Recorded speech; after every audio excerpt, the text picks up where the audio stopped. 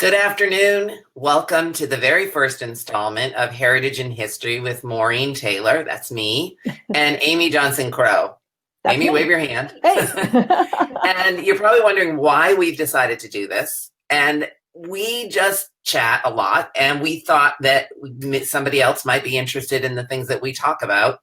We wanted to talk about things going on in family history realm and the history realm, and we have an agenda of things to cover, things that are in the news, in print, some things we found online that you might be interested in, and we each have a mobile tool that we really like to use. So it's sort of our interests all cobbled together in one little 30-minute Be Live podcast. Now, if you've never participated in one of our talks before, here's the thing. If you have a question, you can ask it and we will answer it live. So I hope you'll join us. And if not, this will be recorded and you can listen to it later. But we really hope you'll be live with us so you can ask lots of questions because we are up to the challenge. We are. We are. So Amy. Yes, Maureen. Let me put our agenda up there. All right. What should we talk about first? All right. Well, in the news, I think one of the biggest things in genealogy and family history has to be over Thanksgiving weekend, Ancestry sold, 1.5 million Ancestry DNA kits. I mean, just think about that for a second. 1.5 million DNA kits. And that's just Ancestry. That doesn't count the sales from Family Tree DNA or MyHeritage, Living DNA. So 1.5 million just from Ancestry. So I think that it's going to be interesting. Of course, a lot of people are going to be waiting until Christmas to give those as presents. But I think it's going to be interesting come February, March, April, when we start seeing a ton of new matches in Ancestry DNA. It could really get really interesting. Well, how many people are currently in the Ancestry DNA database? Do we know? Oh my gosh. I heard 2 million a while ago. I think it's more than that. I want to say it's closer to 3, but I could be wrong. I do know that the 1.5 million that they sold over Thanksgiving weekend far surpassed any other weekend that they've ever done. So it's going to be really interesting after the first of the year when we're going to have another massive influx of people who are going to be showing up as our matches for the first time. That's right. And I think it's going to be really key for those of us who have been in the genealogy space for a while. I'm not going to admit to how many years I've been doing this. Oh, no. We just won't talk about that. Absolutely not. Yeah, I started as a child. But I think it's going to be really important for those of us who have been at this for a while to remember not everyone who takes a DNA test, especially an Ancestry DNA test, is necessarily interested in connecting with cousins. A lot of people, they just want to know how Scottish they are or how Italian they are or whatever. Or, hey, I have no idea what I am. I want to see my pie chart. Well, that's the marketing and the advertising that's done. I mean, yeah. We can all think of an Ancestry.com advertising campaign that we've seen on television or heard on the radio. My favorite is the guy who, exchanges his, I forget what, for lederhosen. Yeah, he changes his lederhosen for a kilt. Exactly. Yeah. Exactly. Yeah, and on one hand, I know that Ancestry has taken a lot of flack over the years for their various TV and other media commercials. There was the infamous commercial of you don't have to know what you're looking for, you just have to look, or something like that. And Ancestry took a lot of flack for that. I kind of take the other approach. I look at it as, hey, DNA can be a really great gateway drug. It is. And here's nothing wrong with that. Right. And now, well, with the Ancestry system now, you can opt out of having your results be matched to anybody else. I think that's the way it works. Yeah. So that if you're just interested in your ethnicity, then you don't have to match anybody else in the database. It's private information for you. Right. But if you do allow the matching to occur, those people in your matching are pretty amazing because they're contacts for family history information that you might not have, photographs that you may not have, and all kinds of other things. I have this interesting little DNA story to share, which is I've received a letter a number of years ago. I'm embarrassed to say how long, but I had it in my family history research box. And I finally got around to sort of going through that box, and I found this letter again, and I thought, oh my goodness, here's a guy who claims to be my fifth cousin. And you're not supposed to have any matches on Ancestry.com with your fifth cousins. But I tracked him down through whitepages.com, and he's still alive. And we had this long conversation. And I sent him 2 DNA kits, one from Ancestry.com and one from Family Tree DNA. And there's actually just a smidge in that little shared CM chart of Blaine's that match, but it proves that we are in fact cousins. But he was claiming that we were Scottish, and I had just come back from Scotland and thought, this is my country, I love it here, blah blah blah blah blah. Yeah. And all of the DNA kits showed that in fact we have really ancient Irish ancestry. Ooh. So yeah. Irish step dancing is something I should have done as a kid. There you go. Listening to bagpipe music. Yeah. Right. Now you're speaking my language. Yeah, exactly. And we have a couple of comments here. So we have a comment from June. Here, I'll show the comment, which is June is saying that she waited 5 years before the DNA test helped me break that brick wall, which I think means she waited 5 years in the database for somebody else to come up with a match. Yeah. Yeah. And I've heard the same thing. And in fact, I'm helping an adoptee right now. And it's been complicated by the fact that she was adopted. She had her original birth certificate. So we had the name of her birth mother.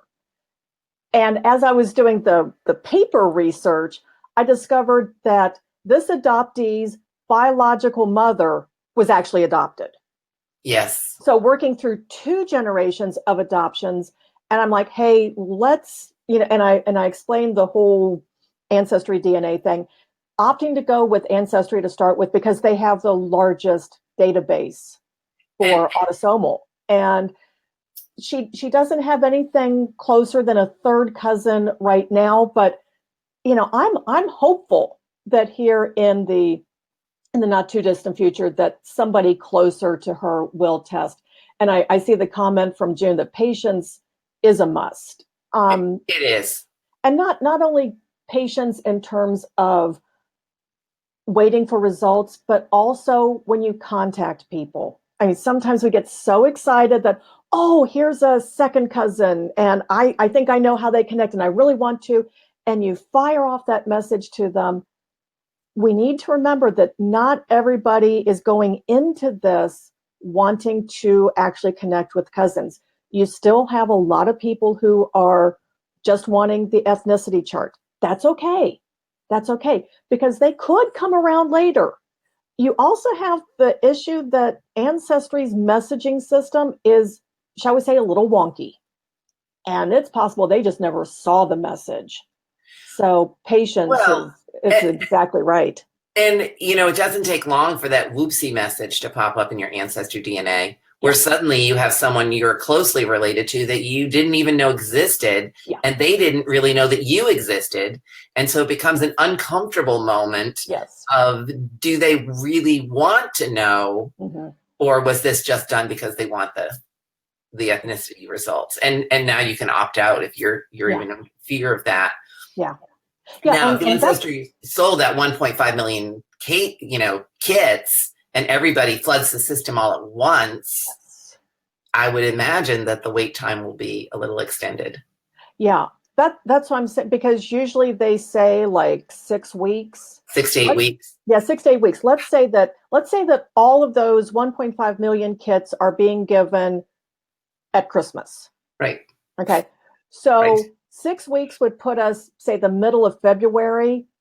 But like you say, with that many people flooding the lab all at once, I'm thinking that we're not going to be seeing a lot of results until probably sometime mid-March. Yes. I think that they're going to be at least a month behind.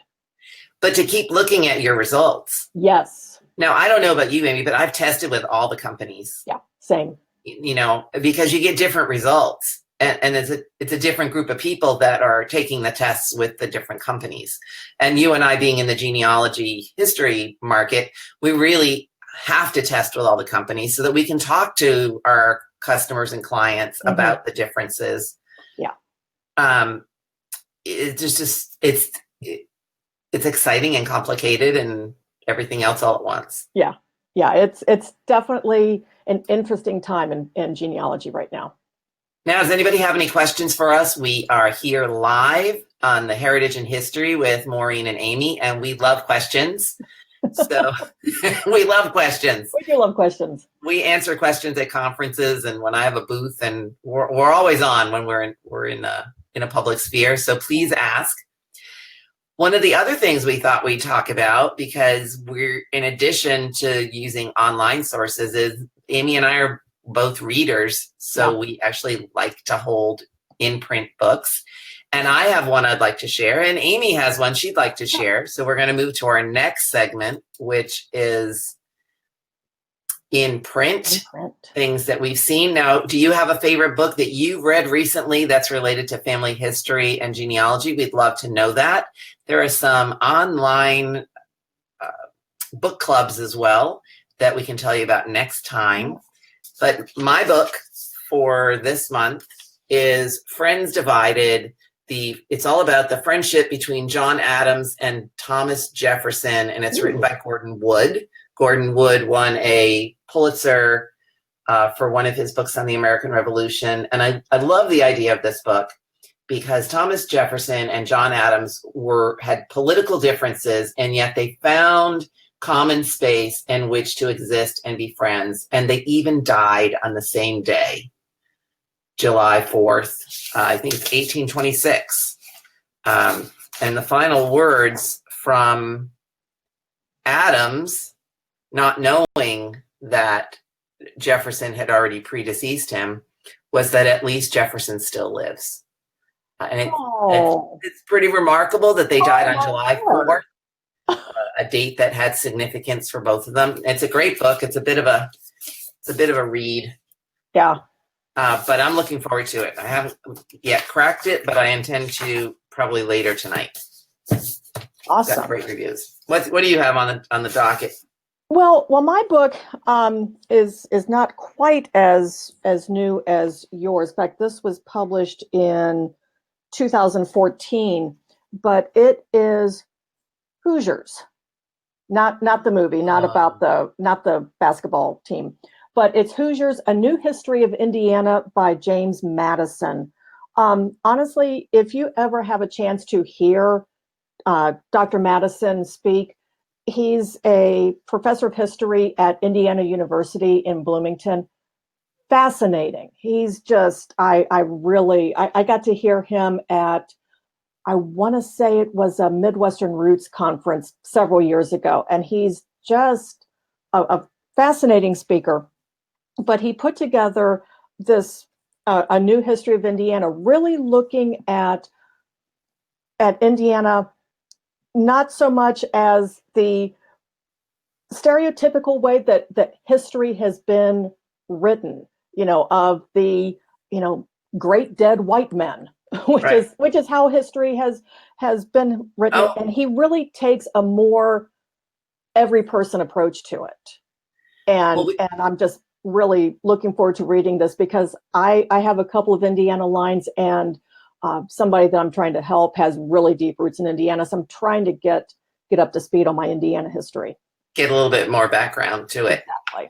So we did have a comment from Kate Keller about her favorite book, and I agree, Kate. Yes. I love Blaine Bettinger's DNA book, the one from Family Tree Books. Yeah, it's a must read. It's a must read. I keep it right next to my desk and I'm always flipping through it with like, oh, did I remember this? Or I want to get this kit, but what will it tell me? Yeah. And actually, I bought them for all my family for Christmas. I have a little box of them. They're all going to get, all my friends that have done the DNA test, they're going to get DNA books. Nice. So thank you, Kate. Oh, and we have another one from June, and I agree on this one as well. The Devil in the White City by Erik Larson. Yeah, I have it. I haven't started reading it yet.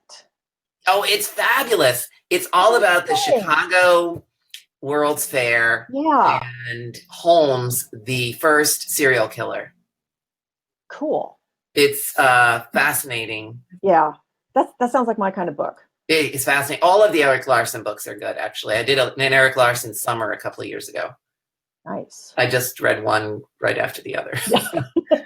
Kind of like the book version of, binge watching Netflix. Yeah, it was a little just going to binge read. Yeah, June is correcting me a little bit, and she says turn of the century into the 1900s, the exposition. Yeah. My favorite part of The Devil in the White City is where they talk about the first Ferris wheel. And they mentioned that the 60 people could stand in a car at one time, and you could rent little Kodak cameras for the day to take pictures of your day at the fair. Oh, how cool is that? It's pretty cool. Nice. Pretty cool. Yeah. So let's go to some online details. What do we think? Oh, yeah. AKA Mudget. Mudget. Yeah, Holmes. One of his many aliases was Mudget, right? Or Mudget was his real name, and Holmes was his alias. I forget, but it's a fabulous book. Yeah. All right. Online sources that we've used recently and really love. Do we do anything online? Never. I live online. You can see behind me that I have this enormous library of books, and yet I can count how often I really look at them. I'm mostly online looking for things. Yeah. So our question is, of course, what's the most recent thing that you found online? And Amy, on Ancestry.com, I frequently use the city directory collections because they're so good. Yeah. And one of the city directories, and I tried to pull it up for our talk today and I couldn't find it, but it was Chicago. And in the city directory, it listed people by the building in which they lived, included an engraving of the building and a history of the building as well. Nice. Nice. Very nice. Wow. Yeah, city directories are awesome. Yeah. Love those. Yeah, I love them. I would sit down and just read them. Yeah, I love the city directories for smaller cities, and sometimes you'll find a combination like city county directory, and I love the ones where it actually lists the people who died in the previous year. Yes, those are very helpful. Thank you. Right. And the occupations are always interesting to see how people thought of themselves, what their jobs were called then and what they're called now, where people lived, organizations that were available then for people to join versus what they are today. Yeah. They really are stepping back into the past. You can just disappear into the city directory. Yeah, you really can. And you have an online source that you like to use all the time, and I've used it too. It's fabulous. I do. One of my favorite sites to go exploring is Digital Public Library of America, or DPLA. In fact, their website is simply dp.la. It's one of those sites, they don't actually digitize the work, but what they do is act as sort of a search engine for other online collections. And it can be online collections for little teeny tiny historical societies or archives that you would never know about, you would never think to look there. But being part of the DPLA project, you can find so many things. Well, let's search for something, Amy. Yeah, search for something. Search for one thing a project that I've been working on is a Civil War project. So what I like to do sometimes is just plug in the name of a Civil War regiment, like 1st Ohio Heavy Artillery, or just something like that. And when you're looking on DPLA, what you want to remember, I mean, yeah, sure, you want to think about searching for your ancestor's name, but really, this is more like a card catalog. It's not like Ancestry or Family Search where it's, individually names have been indexed. It's Right. really more like a card catalog. So think about topics, think about locations, think about names of organizations that your ancestors were part of, churches they attended, things like that. Right. So I just did a search for the search that you asked for, which is the 1st Regiment Heavy Artillery, Ohio. Mhm. And if you look at the screen, you can see that the focus is really on subject headings. Yeah. Because it's a digital public library. Right. But also some of the results are interesting, like a veterans enrollment form for Private William M. Donovan, Company M, a letter from Barton Dooley to Rufus Dooley. Yeah. There's all kinds of things in here, including a list of the contributing institutions. Mm-hmm. So while you're looking for the 1st Ohio Heavy Artillery, something was donated on the same related topic from the Georgia Historical Society, Tennessee. Yeah. Not necessarily in Ohio. Exactly. And that's one of the things that I love about DPLA is that it'll turn up these things in locations where you never would have thought to look. I mean, you think, okay, well, this is an Ohio regiment. I'm going to focus on Ohio institutions. But what if somebody had a collection of letters from their ancestor who served in the 1st Ohio Heavy Artillery, but they donated them to some archive or a university, say in Tennessee or Colorado or Montana? That's right. They pop up in weird and wonderful places. And another cool thing about DPLA, that everything that you link to is free. Yes. Nothing is behind a paywall. It's all freely available. That doesn't mean that it's copyright free. It doesn't mean that you can necessarily just take it and publish it and do what you want with it, but you can access it for free. That's right. It's just, I love it. And I think it's a vastly underused resource. I agree. Yeah, I really like the stuff that you can find here, because it's not just images or maps or paintings. It's collections as well.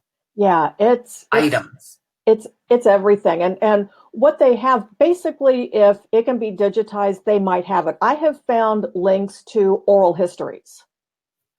I have seen links to sound recordings, like of folk music or things like that. It could be digitized family Bibles. I've seen official records that have been digitized, like muster records or something like that. It's just, if it can somehow be digitized, you might be able to find it on DPLA. Right. So one of our listeners is asking us, what is the DPLA? DPLA, it stands for Digital Public Library of America. And basically, it's a partnership of libraries, archives, historical societies all across the United States. That's not to say that they don't have materials for other countries, but the entities, the organizations themselves are in the United States. And it's this partnership. And basically, they can load up links to their various digital items. And it makes it easier to find through DPLA.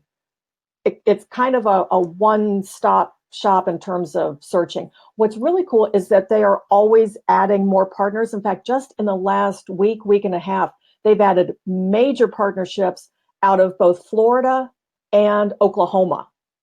That's great. It's really cool. Yeah, it's growing every day.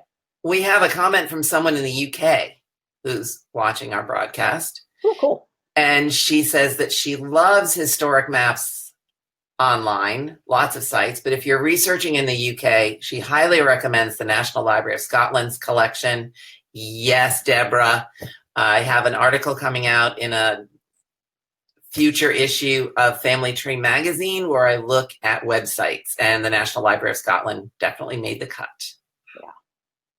It's a fantastic one. And she includes the address right here if anybody wants to take a look over there, which is maps.nls.uk.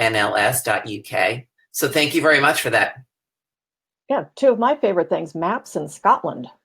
Now, yeah, mine too. Mine too. Now, somebody else is saying that they really love Randy Seaver's blog posts. And I believe Randy is a prolific blog writer, and that he has been recognized for his blogging year after year for the quality of his posts. So yes, I agree. Randy is and June talking about his weekly highlights. He has, I think he does it on Sundays, where he will list some of the cool blog posts that he has seen others do in the previous week, and that's always a fun recap to go and see what did Randy find this week. Exactly, because it's hard to keep up with them all. It is. Yeah, it is. So we let Randy do it. Yeah. Yeah.